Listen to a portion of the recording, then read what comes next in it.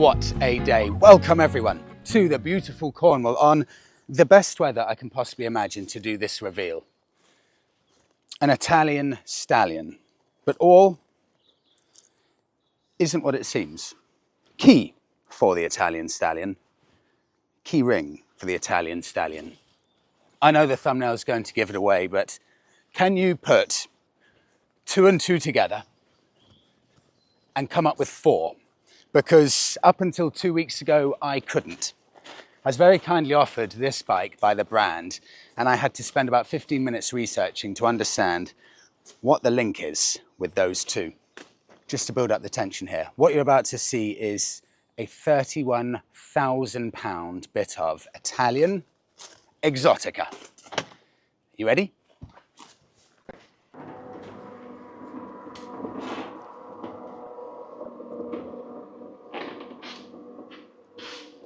Honestly, if this didn't have the badge on the side, who would be able to identify this? Bimota KB4. This is the first time I'll start it up just to get it out, so.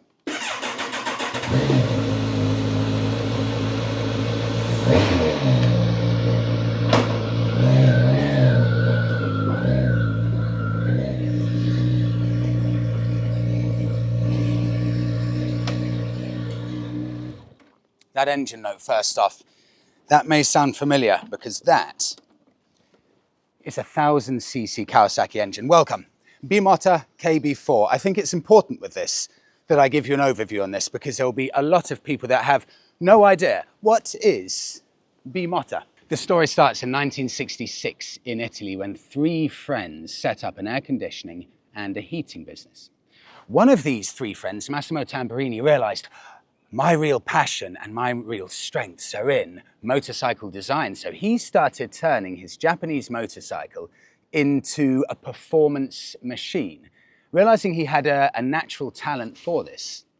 Bimota, as they named the company, started looking to build its first short production run, ultra high performance motorcycle based on a Honda engine, but then building everything around it with the frame and making it lightweight and precision perfect. That got such a good reputation when it was launched in 1973 that the brand continued to grow. And here's the link. Kawasaki, 1978. Bimota decided to use a Kawasaki engine to start powering their next run of machines. What followed in the next 1 to 2 decades was a huge amount of success in the World Superbike Championships and building a reputation as the ultimate Italian Exotica. In 1997, they tried playing around with the V-twin engine. That was a complete disaster. The company went through, from 1997 through to about 2017, absolute turbulence, flirting with bankruptcy, until in 2017, they basically closed the doors and said, that's it. We're done. We don't know what to do anymore. We're lost. But don't worry. Kawasaki came along in 2019 and they saved the day. And this is a match made in heaven because you've got the heritage of Bimota using Kawasaki engines, and then the knight in shining armor, Kawasaki came along and they bought a 49.9% share in the company Bimota. And they said, right, Bimota, you can carry on building your motorcycles in the beautiful East Coast Italian area of Rimini, facing Croatia on the other side of the water. Just make sure that you use our Kawasaki engines and some other Kawasaki components. And here we have it, Bimota KB4, 1043cc Kawasaki engine, crafted in Italy, 142 horsepower and about 195 kilos, somewhere there or thereabout. Looks-wise, if we're talking purely about presence, not much more presence than this. It's got those incredible Italian lines with that beautiful circular headlamp there, swept back. It's massive, but then it's also got this very brutalist industrial style carbon fiber strip, starting from the front here, going all the way to the back. The quality of materials, carbon fiber, carbon fiber, carbon fiber. I can feel how light this is. Carbon fiber there to make this a sub 200 kilo 1000cc superbike. And of course, Bimota are now in the World Superbike Championships. I think it's called something like Kawasaki Bimota, something like this. So this has pedigree. Finest materials you can possibly imagine, with real leather, carbon fiber everywhere to make it the ultimate machine. And it looks absolutely fantastic. I hope you can get an idea of the actual size of this thing. It's huge. If we're talking about a bike that makes sense in real world conditions, I would say this is probably the most ludicrous bike I've ever tried, but I cannot wait to see how I feel about this bike after 2 weeks enjoying the beautiful Cornish countryside. So first things first, I'll go and get my gear. Let's ride into town. I realised I don't think I've started the bike and let you hear the engine yet. This will be instantly recognisable for a decent chunk of you because it's the Kawasaki 1043cc engine from Ninja 1000 SX. Take a listen.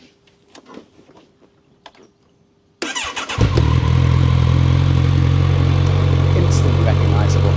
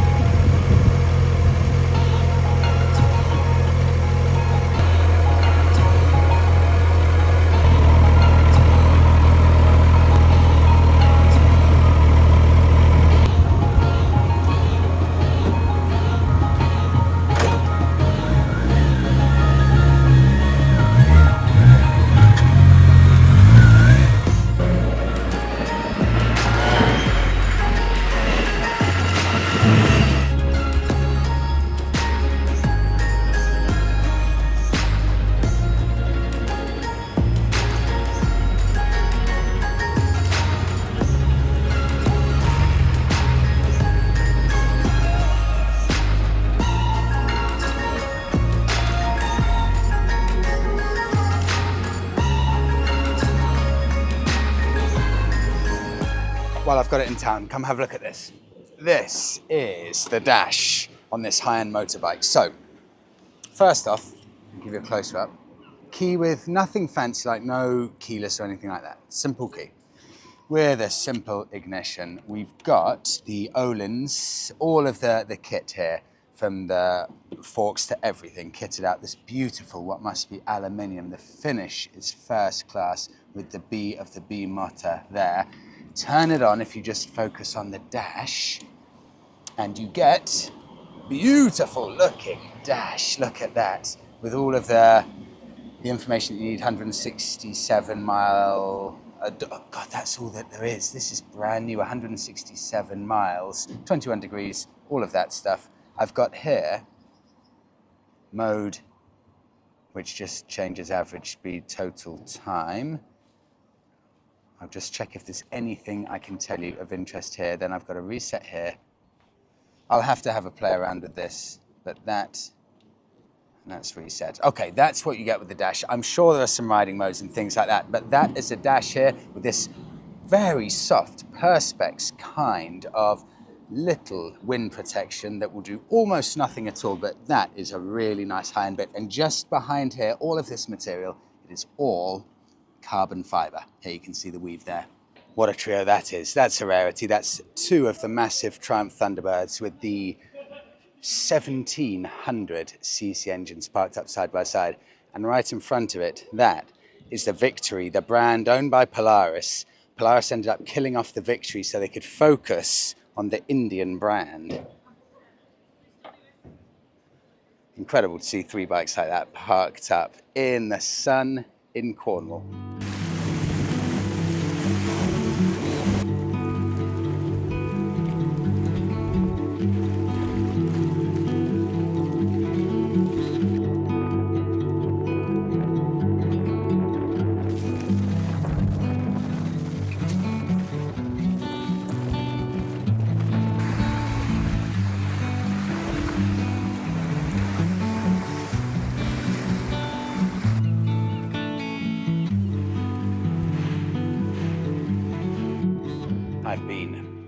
ridiculously lucky with my first ride on the Bimota. Welcome to Falmouth, Cornwall, blue sky and see the sun just sparkling off the water. Turquoise sea as well. This is perfect for the Bimota because there is no genre of motorcycle more uncompromising than the supersports genre. You're crunched into the tiniest space possible and any riding over about 20 minutes is a slow torture, but to try and justify this genre of motorbike with common sense and practicality is to miss the point of it. So I'm actually going to keep that completely to one side. A lot of these upper echelons of motorcycling exotica, a lot of it's about the intangible side of things, the way the motorbike makes you feel. And that's absolutely true, but it's also extremely pleasing when you're on a bike like the Bimota and you can see the tangible stuff as well. And all of the time it's revealing these treats, you realize that bit's carbon fiber. And that also is, and then you start to realize, hold on, everything's carbon fiber. And then look at the machining on the swing arm. And then I looked under the seat to see what the engineering was. And I'll show you this in another video because I've just come into town, I forgot to show it.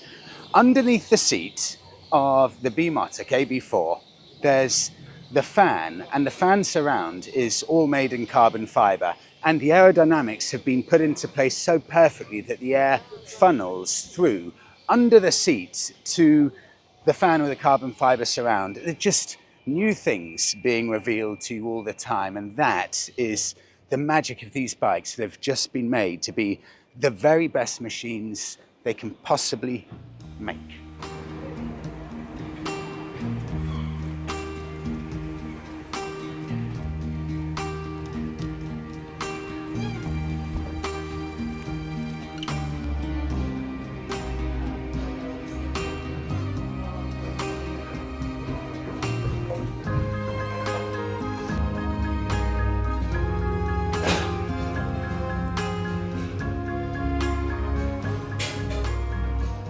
Can you imagine a world without Italian exotica? The world would be a much, much worse place. Monica, do you agree? Blank expression on her face. There's something about it, like you can't explain it. It's just sitting here having a coffee and looking at that sculpted piece of art. It's such a special thing. This, I want to clear up. First video with the Bimota.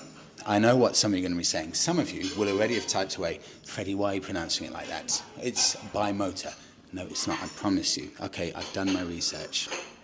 It's Bimota. The way the name came up, it's the first two letters of the surnames of each of the three founders of Bimota. Plus, in Italy, I is pronounced EE. So you look at Lamborghini, you look at Ferrari, you look at pizza, you look at the Leaning Tower of Pisa. That's just how you say it. It's Bimota. So anyone that's saying to me, Freddie, it's pronounced Bimoto, I'm sorry, you're wrong. It's Bimota. I am right. So we have a rider of, I think, a Suzuki Bandit. Now, will he recognize Exotica when he sees it? Will he understand how special the Bimota is? Let's see this. Yes, look, he's looking. One quick glance over, and now he gets off. Easy there. Careful of the Exotica. Okay, that's enough looking at your bike. Look over at the Italian. May have to fast forward a bit here, but we'll get it. Why isn't he looking more? Do you know, I feel like I have to go over and actually speak to him and say, sorry, excuse me, do you know what this is? He's just walked away. I feel like, bear with me, I'm going to go and tap him on the shoulder and ask him and say, sorry, do you know what we just walked past? Bear with me. I didn't realise how special this bike was when we were sitting at the cafe. That is a 1200 Bandit. That bike was one of the ultimate beasts of its day. And they're so rare to see those now. And that's a properly used one with 45,000 100,000 miles on the clock.